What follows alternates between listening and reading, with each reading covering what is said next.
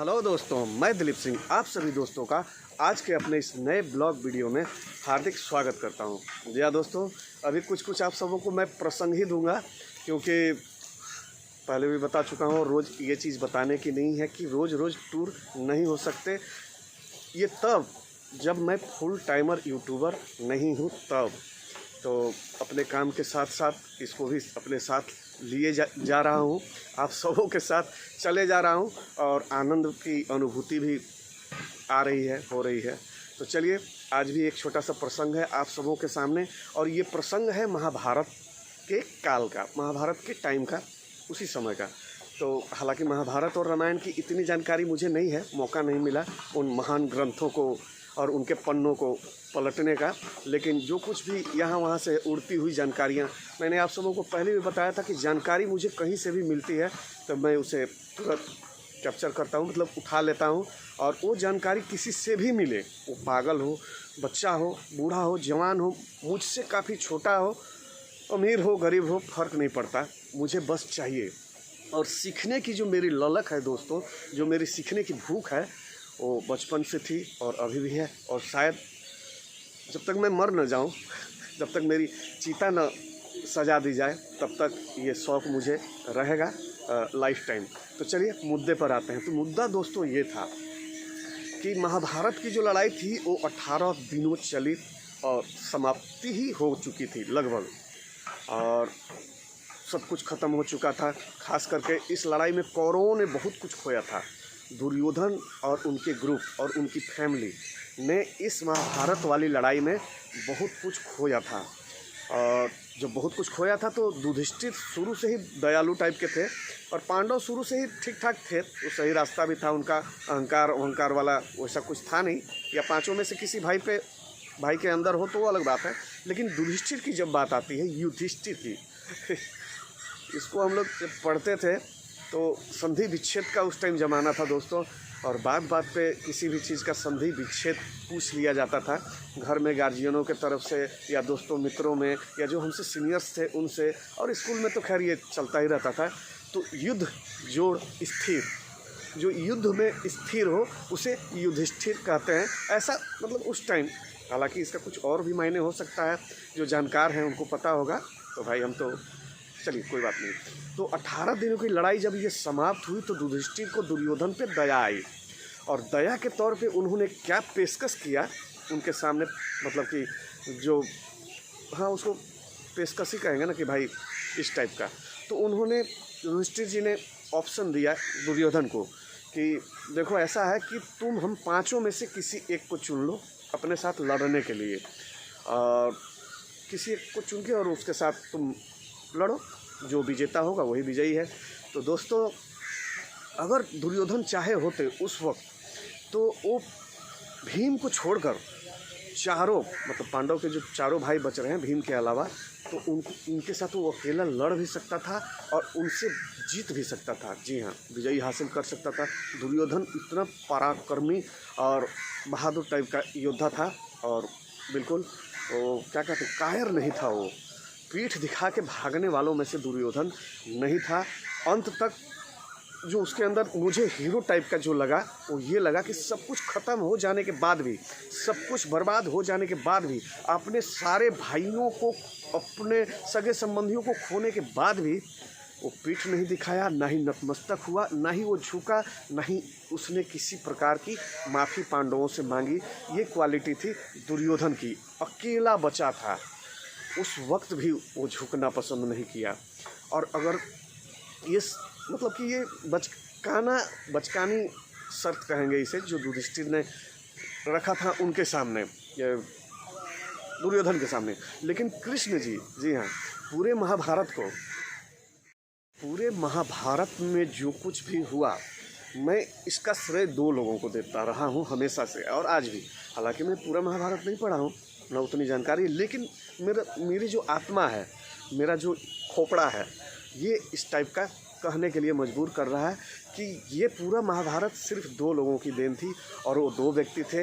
एक तो हमारे सुपरस्टार श्री कृष्ण जी, जी हाँ, नटवर लाल जी, और दूसरे थे शकुनी महाराज, जी हाँ, दुर्योधन के मामा जी शकुनी जी। इन दोनों लोगों के मतलब चाल से और वो क्या कहते हैं षड्यंत्र से ये इतना बड़ा महाभारत खड़ा हुआ। हालांकि इसका जन्म कहाँ से हुआ, इस लड़ाई की शुरुआत किसने की, कहाँ से ऐसा कुछ हो गया, ये सब तो बहुत अंदर की बातें हैं। लेकिन अभी हम लोग मुद्दे पे ही रहेंगे। तो जब कृष्ण जी भी वहीं खड़े थे तो कृष्ण ने जब देखा कि ये युधिष्ठिर इस टाइप का मतलब उनको पेशकश कर रहे हैं, ऑफर दे रहे हैं कि भाई हम में से किसी एक को चुन लो और ये कर लो, तो ये तो चारों को मार देगा भीम के अलावा। तो फिर गड़बड़ वाली पेशकश हो गई। तो तुरंत कृष्ण जी ने क्या बोल के संभाला वो आप सबों से हम वो करना चाहेंगे। कृष्ण जी अपना वही हथियार इस्तेमाल करना शुरू करते हैं जिसको पूरे महाभारत में उन्होंने इस्तेमाल किया था। वो हथियार था उनका ये कृष्ण ही थे जो रणभूमि में कुरुक्षेत्र में होते हुए भी किसी हथियार को टच नहीं किए थे, लेकिन सारे हथियार तो वही चला रहे थे।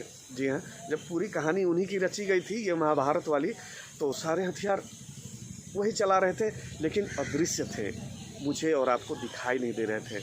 और दुनिया का सबसे खतरनाक और सबसे बड़ा और सबसे विशाल और महान जो हथियार वेपन होता है दोस्तों, मेरे हिसाब से वो ये है हमारा और आपका ब्रेन, खोपड़ा। जी हाँ, प्रेम चोपड़ा नहीं, हम सबों का खोपड़ा। तो कृष्ण जी तुरंत मामले को संभालते हैं और इस तरह कहते हैं, मतलब कि अब ललकार रहे हैं, मतलब चढ़ा रहे हैं, उस कहते हैं ना चने की झाड़ पे चढ़ाना, तो उसी टाइप का वो दुर्योधन को चढ़ाने लगे। वो जान गए थे कि यार ये तो गजब हो गया, ये कौन सी पेशकश कर दी युधिष्ठिर ने, ये तो ख़त्म ही हो जाएगा सारा कुछ। तब वो कहने लगते हैं कि युधिष्ठिर तेरे जैसा वीर पैदा नहीं हुआ, तेरे जैसा गदाधारी पैदा नहीं हुआ, और तू जो है किसी अपने लेवल के महारथी से अगर भिड़े तो तेरा ये जो जीवन गाथा है वो बहुत ऊंचे स्थान पर उसको रखा जाएगा और काफ़ी इज्जत दी जाएगी आपके इस ज़िंदगी को, आपकी इस जीवनी को। सो ऐसी गलती ना कर लेना कि अपने से कमज़ोर को ना चुन लेना, नकुल सहदेव या अर्जुन युधिष्ठिर किसी को भी इस टाइप का मत चुन लेना। जो तेरे समकक्ष है, जो तेरा समकक्षी प्रतिद्वंदी है, उसी को तुम चुनो। और भीम के बारे में उन्होंने पेशकश कर दी कृष्ण जी ने कि तुम्हारे ओज को, तुम्हारे इस शौर्यता को, तुम्हारी इस वीरता को जो कोई अगर सजेगा प्रतिद्वंदी के रूप में तो वो एकमात्र भीम है, और तुम भीम के साथ गदा युद्ध करो। और बस वही हुआ जो होना था, गदा युद्ध हुई और कृष्ण जी ही बताए भीम को कि आप उसके कमर पे वार करें। उस वक्त भी नहीं चाह रहे थे भीम कि इस टाइप का हम करें, क्योंकि अब अकेला कौरवों में केवल दुर्योधन ही बचा था, तो वो दया का पात्र बन गया था एक तरह से पांचों पांडवों की नज़र में।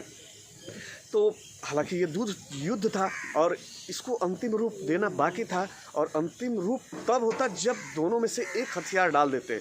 तो अब सोचिए कितना मतलब कि हीरो टाइप उसको माना जाएगा हमारे दुर्योधन को कि सारा कुछ ख़त्म, अब अकेला खड़ा है, सामने 5 भाई खड़े हैं योद्धा टाइप के, और फिर भी लड़ने के लिए वो तैयार है। तो इस युद्ध को अंतिम रूप तो देना ही था।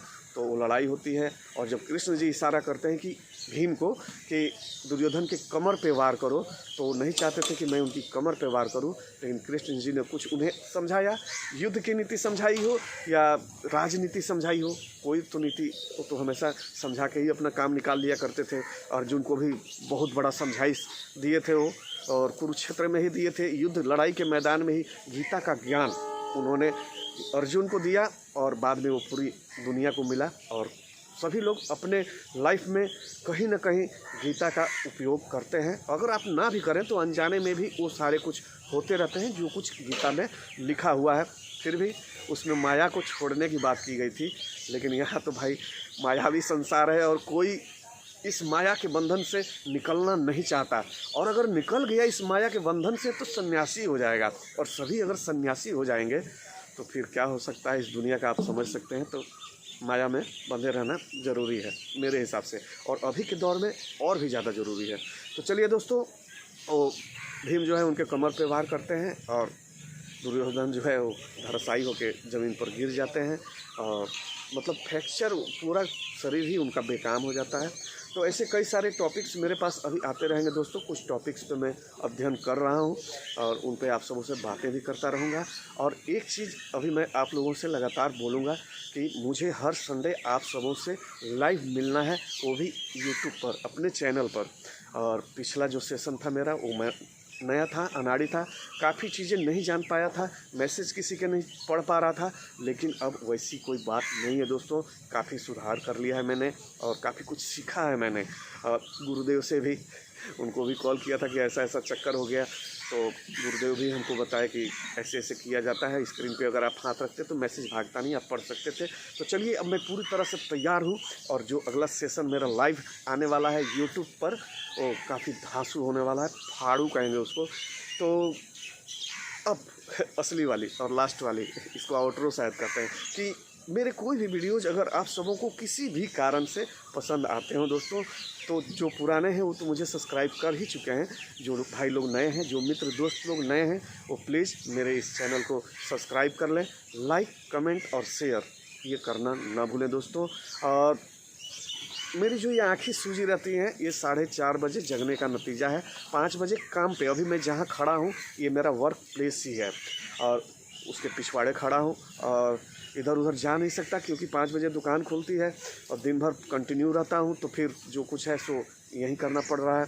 तो आप लोग बोर ना हो और इस उम्मीद से मेरे साथ चिपके रहें, टिके रहें कि अच्छे दिन आएंगे।